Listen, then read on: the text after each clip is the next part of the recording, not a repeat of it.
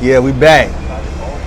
Another one. Another one. I know you niggas at home salivating, waiting on my return. After the hiatus. After the hiatus. You know what I'm saying? The spiritual hiatus. The spiritual hiatus. Because it was definitely needed. As if you're watching this, you know that I put out my first book. If you're watching this, it's out now. So go cop that. Go cop it. 2. Buy one for you and your mama. You want to hide something from a nigga, put it in the book. But anyway, I'm here right now with my best friend. And I'm doing something a little different today. I'm interviewing him. You know? So the interviewer is getting an interview. Yes. And I wouldn't have it any other way than have her interview me. Period. But okay. Yeah. So I've never been interviewed before. It's just different. I'm not going easy on you. Don't go easy on me. Okay. Are you excited? Anxious? Yeah, I'm anxious to get it out. I'm anxious to get it out. It's a new endeavor for me, so I'm anxious to get it out. I'm anxious for the world to see it. I'm anxious for the world to read it. I'm anxious for the world to get these stories, because when I do something, I'll be ready to just pull the trigger on it, you know? And this is different. When you write a book, you can't just pull the trigger. Like, you have to... You gotta cook it slow. You gotta cook it slow. You gotta make sure the formatting is right. You gotta make sure the edits are good. You gotta make sure it look good. You know, and then you gotta make sure the marketing is correct. So I'm anxious, but I feel good about it. I'm confident in it. So yeah. Okay. Do you feel like your spiritual hiatus was due to? Sorry. No, you good. You good. Do you feel like your spiritual hiatus was due to, like, the preparation for the book, like to get clear-minded, to take the distractions away?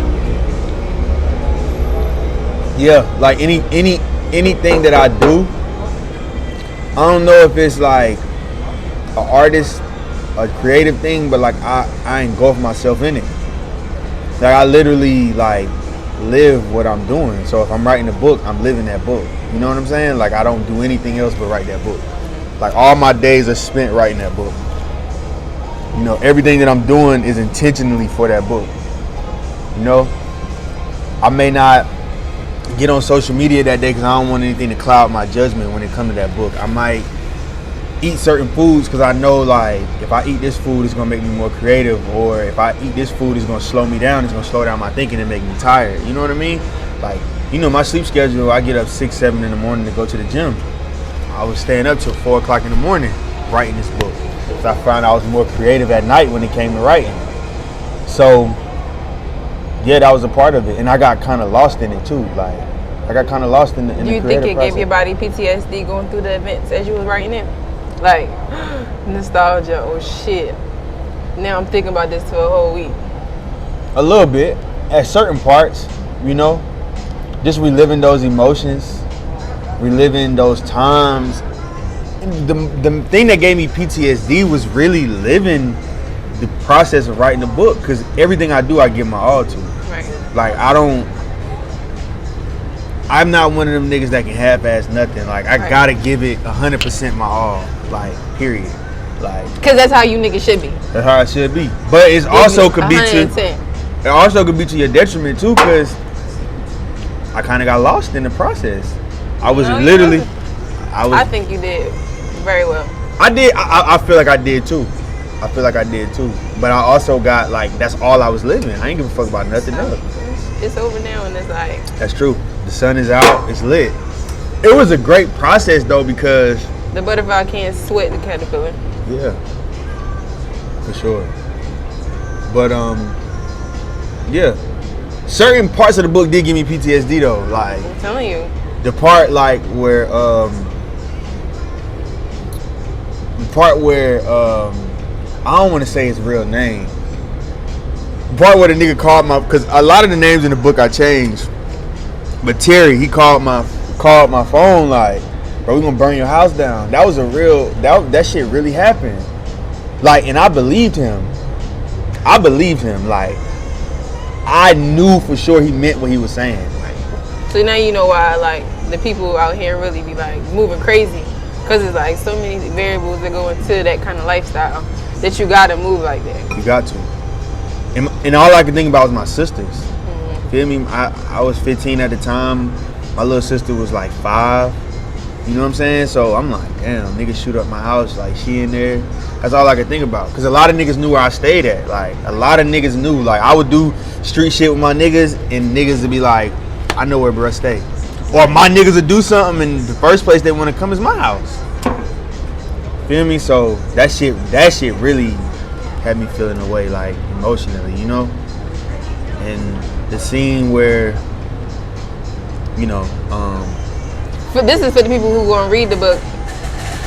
Watch this afterwards. Yes. So you can know what we're talking about. Know what we're talking about. But the part where the nigga pulled out the gun, pulled the trigger, and there was no bullets in it. Like, he had every intention of smoking that dude. Right. And imagine what it would be if he would have killed them. You know how many times that shit played over in my head? Right. Sober. Even though you had a knot on your head. Fucked up. How worse could it have been? I knew for sure I was going to jail. People say time don't exist. That shit is true. I saw everything flash before my eyes.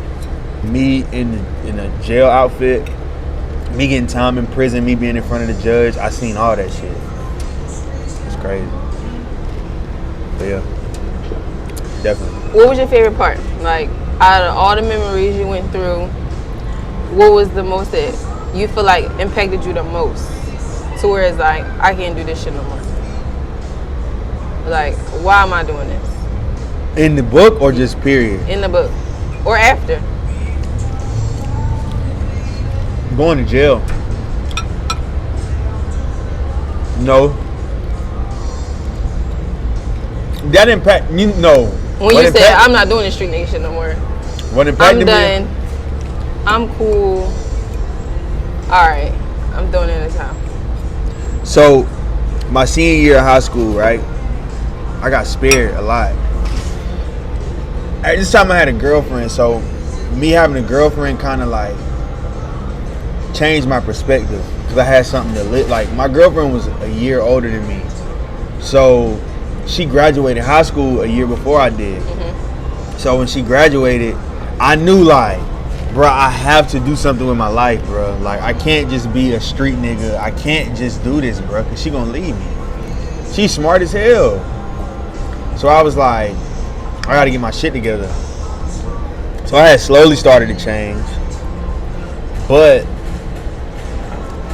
when my best friend at the time, Philip, we was gonna say Philip, you know, because, you know, the names have been changed to protect the innocent. But Philip called me and was like, Thank you. Would you like some water as well? Yes, please. Ice or no ice? No ice. No ice? We at Good Life Cafe, you know what I'm saying, by the way. But Is you eating right? Is you eating right? You got greens on your plate, beloved? Do you? But Philip, the whole day, I'm gonna make the story short, but the whole day I'm trying to link with Philip. It's like, that was one of the first times I noticed like a spiritual tug of war between like good and bad. Feel me? So you feel like that's when your conscience became more aware, like, Yeah. you better tighten up. Yeah, and it was like I could feel. So I'll do all of the whole book. It didn't hit you yet. Hell no. Okay. I was still living in ego, like wanting to. Beat your chest. Yeah, I wanted to be that nigga. Right. Feel me? It was like, and it's crazy. Like, the next book, you're gonna see me get higher and higher on that high. Feel me? Cause like, So you feel like ego do give you a high? yeah. When I like, if you meet niggas from my past, and I'm not trying to say I was the most tough nigga, cause I was not, but like a lot of niggas, you know, Thank you very much. respect me, like, cause of shit that I did. Like, I was high on that. Like, you feel me? Like, I was high on like, oh, I'm that nigga. Like, niggas, like, no, I'm not him. I'm him. I'm not no bitch. I'm not the toughest nigga, cause I never try to act like I was. But the little amount of respect that I did get from niggas what made me high, like, you know. So and you gotta think about all the shit that I did in this book. Niggas remember that, you know. Niggas like, oh, he did do that, you know. He did run up on a nigga. He did punch a nigga in his face. He did, when it came time to handle business, he handled business. Like, I did that, like, you know. So I got high on that. So yeah, it was nowhere near. You got down 15, like. I did content because that wasn't me. The shit that I was doing wasn't me. I was a young nigga. Like, do you feel like the high you were chasing, the ego that you was running off of, do you feel like it's a persona that people chase? Like a particular, because if you look on Instagram, these kids nowadays, they all trying to be him. Him, yeah. So do you feel like this him, I'm him? Is that a persona you feel like that? Because I know when we talked about, like, outside of the book, the rap music. Yeah. Do you feel like that the rappers is like pushing this persona on these kids, kind of feed everything? Do you feel like everything kind of 360 and came back around, from the food to the ego to the music to the whole thing? Do you feel like that most people get caught in the trap of that? Or do you feel like it's just a product of your environment? I feel like it all encompasses each other. It's like, what do you want to be? Right. I wanted to be a street nigga. Like, I didn't look up to, like, I never knew what I wanted to do in my life till I became like 24. Feel me? I wanted to be a street nigga. Feel me? Like, that was that. My mama boyfriend. That's it. Whatever crack. came with it, I'm coming. I wanted to be a street nigga, period. Like, my mama boyfriend sold crack. My daddy sold drugs. We lived in the suburbs in a nice house. I didn't have, like, examples of. My daddy was not a dirty nigga. He was not your typical street nigga. He got money in the streets, but he wasn't a street nigga. But I never saw my daddy go to work. My daddy would take me, like, he would take me to school. He would come back home and go to sleep. Feel me? So with that being said, I didn't have examples. So my examples were street niggas.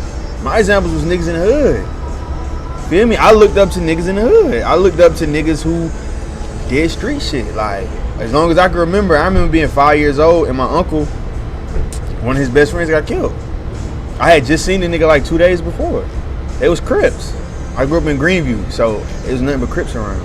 So I grew up around gang banging and shit. I wanted to be that because it was cool. And it's crazy, the music wasn't even really tough like that back then. In 09, niggas was dancing. I don't know what I was Ice cream paint job, like, niggas was dancing. Birthday sex, like, it was really environment, for real. This environment? This environment. Cause I wasn't like looking at niggas music, like, you gotta think, you know, 09, like, niggas weren't really looking at music videos like that. YouTube had just started cracking. Like, only way you would watch music videos is on the computer. Right. You feel me? It wasn't like you could just pull them up on your phone. True. So it was more so environment. And I think that's what it is for. I feel like now kids are chasing a perception, like, of what they feel like the world wants them to be. Right. Or who's winning? Just being cool. Like, I see a kid now, I know him, friend of the family. I see him doing the same exact shit that I was doing. And I know for a fact he's not gonna listen. He's not. He gotta bump his head. It's just how it goes. You gotta bump your head. Like, you gotta bump your head. And I think, yeah, you gotta bump your head. Yeah. Do you feel like it was pressure for you to fit into that?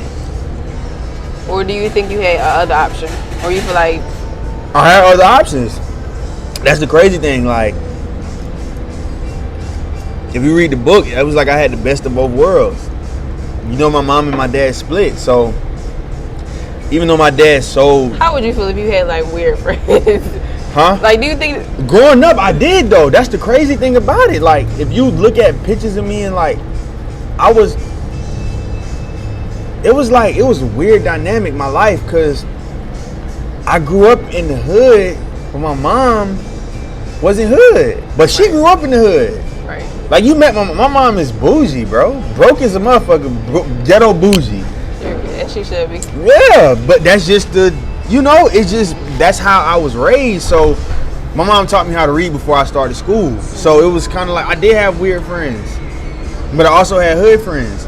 Then like, when I started getting older, I didn't want to hang with them. I had white friends and everything. Real talk. I didn't, but it's crazy, when I got older, I did notice as part of me reject them. Right. It was what part kinda, do you feel like, okay, I was more comfortable over here? What about it made me more comfortable over there? It made me feel safe. Because you know your friends are going to bust a gun for you? Yeah, and I felt like I had a brother. Like, I always wanted a brother. Oh, you always wanted a brother? I always wanted somebody. You gotta think, I'm the only child. I grew up my whole life. My sister's 17, 6. Oh, go ahead. Yeah, go ahead. My sister's 17. Is that a camera? Yeah, go ahead. Oh, okay. Go ahead. No, you good. You good. Have a good one. You too. But I got sisters 18, 17, and like 12. So y'all 10 years apart. You feel me? So I never had a brother, so I always wanted that. It made 10 me years feel. is a long time to be by yourself. And my big sister, we grew up in different households. So it was just you. You wanted to fit into where you felt comfortable and y'all was a family. Yeah. Like my dad was there, but he was like emotionally absent. In regular Virgo fashion. Yep. Regular Virgo. Since we talk about your mama, what do you think your mom gonna say about the book when she read it?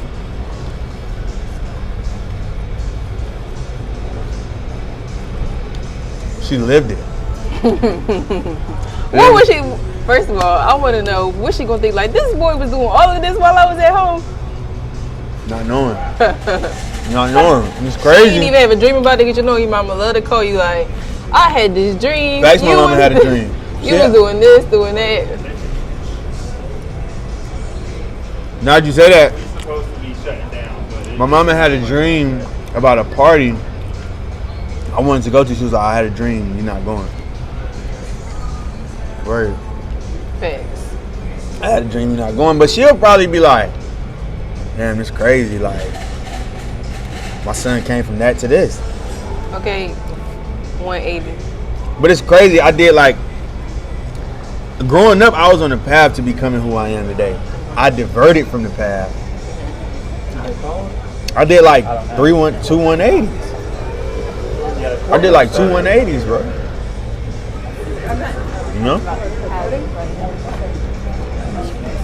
Oh, you're fine. But I did like 2 180s, bro. I did a 180, became that nigga, and now, And now every month is a 180. it's a 180, bro. I'm tired. I'm exhausted. No. I'm exhausted. Don't be exhausted. I'm exhausted. If you don't know what we're talking about, every month you learn something new. You get a self-realization about yourself. Once a month. Balancing your duality. And when they hit me, they hit me like a ton of bricks. I'm tired. He called me like, what? So this is the shit you be going through? Bro, I don't have time for nobody else.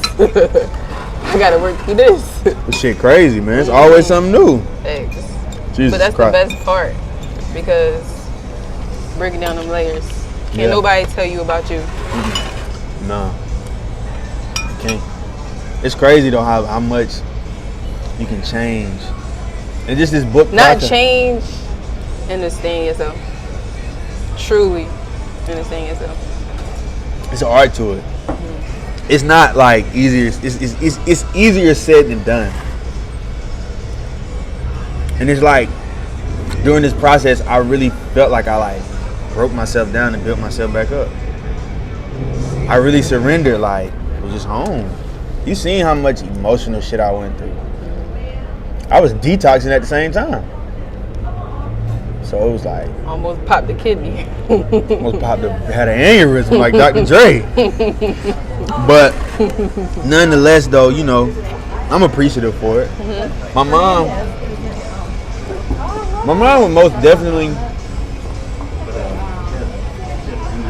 She'll probably be. I don't think she'd be shocked though, cause my mom back then knew everything. I didn't hide nothing. She figured.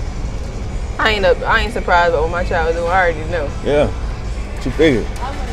She knew it wasn't me though. She knew it wasn't me.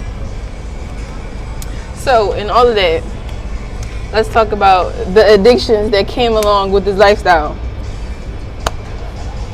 How do you feel? When was the first time you ever smoked like a cigarette? Consciously, like, damn, I'm really smoking cigarettes. Because I don't think y'all know, but recently he quit smoking cigarettes.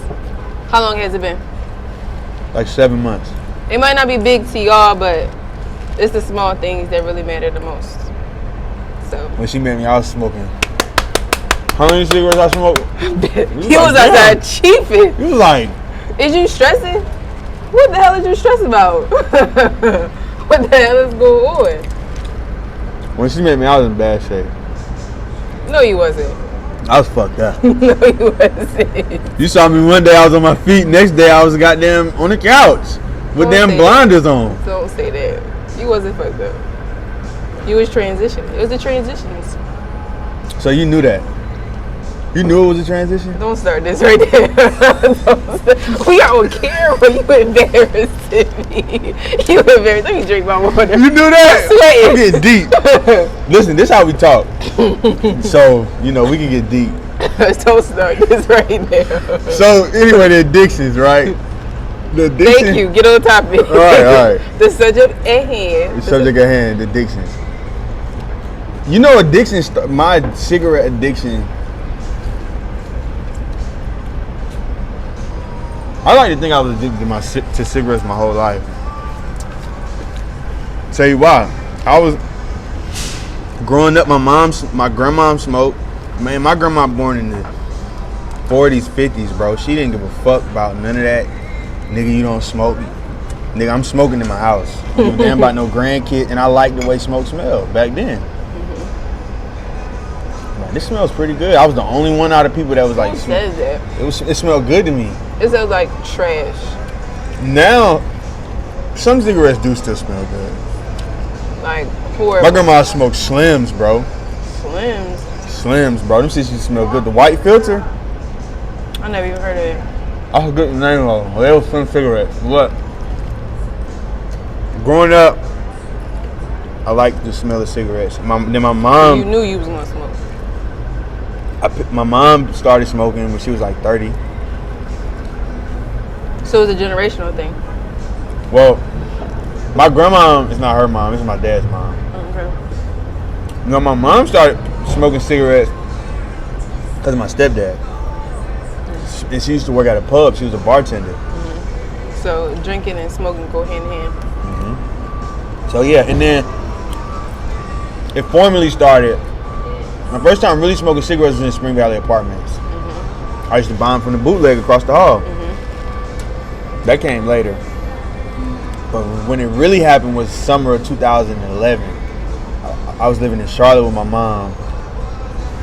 And my stepdad getting money. He that nigga right now. So, you can see how a nigga is living in their habits. I knew my mom and them was getting money because my mom used to smoke hundreds, and the motherfuckers used to smoke half and put the other half out and light up another one. That's how you know they getting money. You don't even got. I don't need that. It's too short for me. Now my mom smoke hundreds. She's smoking the motherfucker to the gristle, to the bone. Hold on, I can hit it one more time. Yeah. And then put that whole bitch out. Shit, burn your finger when you putting it out. When you hitting it. But yeah, I started smoking. I used to take the cigarettes out of her ashtray. When she was asleep, I grab like 5 and I go downstairs. You used to grab the clips. They was like this long though. Oh my god. It was like a whole short. Crying. I'm really great. Not still in the shorts out the ashtray. That's when I started smoking. Did she find out? She asked me one day. She was like, in the house we lived in, it was like a duplex, but the owner turned the duplex into one house. So I had my own bathroom, my own kitchen, my own, space. And my mom's shit was upstairs. One day my mom was like, "You smoke in that bathroom?" I was like, "No, you smoke in the house." That's probably why I smell like that. Right, smart ass. Yeah. And You ain't gonna swindle me. facts, I'm like, nah. But that's how I started smoking. And she ain't say nothing else after that. That's how I started smoking fully. That next school year I was smoking in the house. With her knowledge. And what'd she say? I just came to her one day and was like, I smoke. What could she do? How old were you? 17. You'll be 28 this year? So that was a 10-year addiction? Damn. Rough. Imagine really cigarette smokers being conscious of how long they've really been addicted. Oh, go ahead. Yeah. 10 years? 10 years is a long time. Didn't seem that long though. Didn't seem that long. But yeah, that's where that addiction started for sure. It's like I even think I touched it in the book. That was literally the beginning. Like that book is so significant to me because that was the beginning. Everybody was alive. Nobody was dead. Nobody was in jail. Only person that had died was AL. We was in like 8th grade, 7th grade. This is when niggas was still going to Sandhills on the weekends. Right. But other than that, everybody was still alive. Nobody was in jail. Everybody was out of jail. So that was the beginning of everybody's lives. Like I literally saw the beginning. Like niggas, you saw niggas become shooters. You saw niggas become alcoholics. You saw niggas become drug dealers. You saw niggas become street niggas. You saw it. Thanks. Like shout out to Free JJ. JJ was still wrestling at this time. Wrestling like the sport? The sport. JJ doing a stretch right now. Like that's a far transition from all-state wrestler to a street nigga. All-state wrestler to a street nigga. You feel me? So that was the beginning. Like Philip, he drinks a lot of alcohol to this day. That was the beginning, like, of his addiction to alcohol.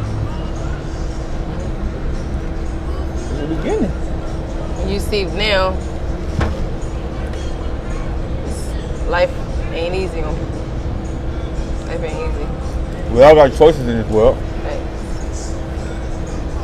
But I feel like the book is like a great addition to the Get It Out the Mud. Think so? Yeah, because it's so lit to be like, it's Get It Out the Mud. Truly get it out the mud. Truly. Yeah. Truly get it out the mud. Because back then, trying to foresee 2021, you would think you would be here? Hell no. Where you think you would be at? If you was like, let me go back to this 09 me. What did I think? Yeah. I didn't think about the future. It didn't exist to me. My parents used to try to get me to get my permit. I was like, nigga, for what? I swear to God, you can ask my mom. They used to be like, you want to get, for what? You want to get a car? No. What you want to, nothing. I don't want to do nothing. I don't want to go to college. I don't want to go to the military. I don't want a girlfriend. I didn't think about the future. Thought about now. Right now. That's That all was you it. think about. Yeah. Survival mode. No, fun. It's fun. Fun. Strictly bliss. Strictly I'm bliss. him. Busting Fuck it. nuts. And I was never a gun-toting nigga. I didn't get a gun till I was 26. Now we pop like a Glock 9. Right. We used to fight, I never thought about a gun. It be 30 niggas, it may be 2 guns in the vicinity. Now, every nigga got a gun. If I got a gun, Everybody got a gun because I never gave a fuck about a gun. Yeah. So no, I didn't think about the future. 2021 was like, what the fuck do you mean, nigga? It's 09. Nigga, Walk Like a Flame mixtape just came out. You niggas tripping. You know? I didn't care about nothing. I didn't think about college till I was a senior in high school. I didn't take the SAT till I was like 22, 23. So yeah, none of that shit was real to me. It didn't exist. What is your next book going to be about? My sophomore year in high school. How lit was it? Summer 2009 on steroids. I go to jail.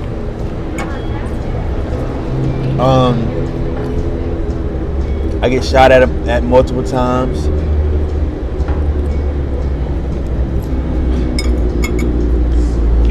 I suck a bitch titty while she driving.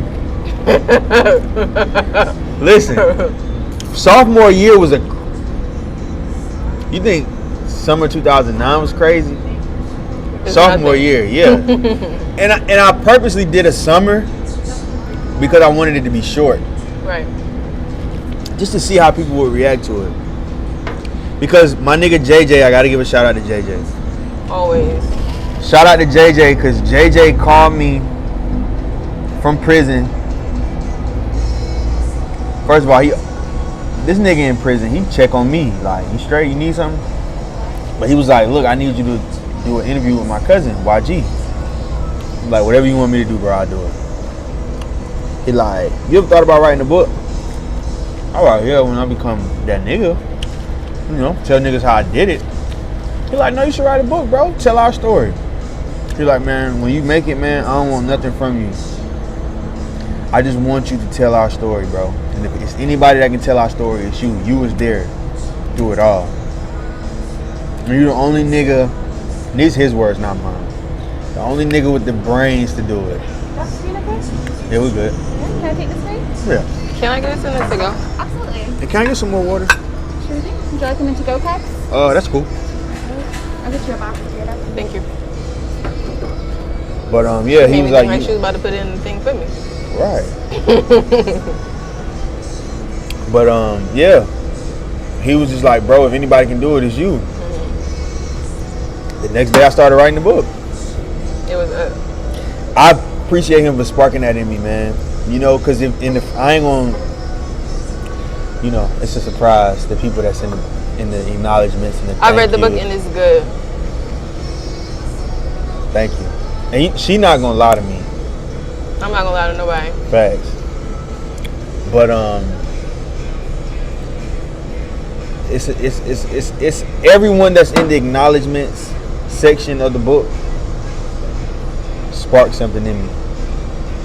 And I'm so grateful for those people because they say inspiration is the highest, what is it, the highest form of, the highest, the highest human act is to inspire. Yeah. Bro, that really is, because to be fruitful, so many things can You ever come heard the from that. Samo song? It's called My Space. Listen, he snapped. Cause he say, don't come in my space unless you're trying to inspire me. I don't need no distractions right now. And he talks heavy the whole song. Come on. So I feel you. Yeah. And he inspired me, man. And I'm grateful. Him along with other people. I won't say, because, you know, Get the I book. want y'all to see it. I want the people to see it. Get the book. But shout out to Miss Bird, too, my old English teacher. Shout out to her. Go get the book. Go get the book. Go get the book. Go get the book. And if you mad about a part in the book, fuck you. Just eat a dick. Eat a dick. If you want to shoot a fade, we can. We can definitely shoot the fade. No, I'm just playing. But Definitely not shooting no fades. yeah, you know, if you feel a way about it, I mean, it's the truth. Put a review. Yeah, it's the truth. It's actually what happened. Send an email to his manager. Facts. And at the same time, You know. We're saying we don't care Yeah, basically. You know what I'm saying? But as we drink water. facts. But it is some people's names I changed in the book. I do want to say that. It's heavy on it. Heavy, I'm not snitching on no nigga. And yeah. Get the book. Come to the pop-up. First $100 book. You know what I'm saying? Yeah. First $100 book. Shout out to Nip. Shout out to Jonah Burger. Thank you. Thank you. All right, thank you. Shout out to Jonah Burger. Shout out to Nipsey. Shout out to Nicolia for interviewing me. Mark Simpson. You know what I'm saying? My nigga. I appreciate you for doing this for me. Absolutely. Anything you wanna Get the book. If you cheap, get the ebook. cheap, get the ebook for sure. You definitely If you want the hard copy, then spend $100. you gotta spend $100. All y'all niggas flashing cash on Instagram anyway. Come on. Come on, beloved. Support black businesses. Support black businesses, you know what I'm saying? Come pull up. Next book, we gonna have Cristal for niggas. This book release we gonna have only. at this one we gonna have E&J. You know, we starting up. You feel me? It's a startup. But yeah, man. Thank you very much. Tell them your socials, man. Oh, do you want these niggas to follow you or not? No. Don't follow. Yeah. This is not for me. This is for you. Don't follow her. Thank you. I don't post nothing anyway. But fucking green juice and Starlito songs. Period. Right. You know me. I know you so well. Thank you, man. I appreciate it. Absolutely. If I wouldn't have anybody else do it but you. Next. Flattery gets you far. For sure. Why this nigga pointing at me? Why are you pointing at me? I don't know. That was weird. But yeah. Muddy Waters, we out.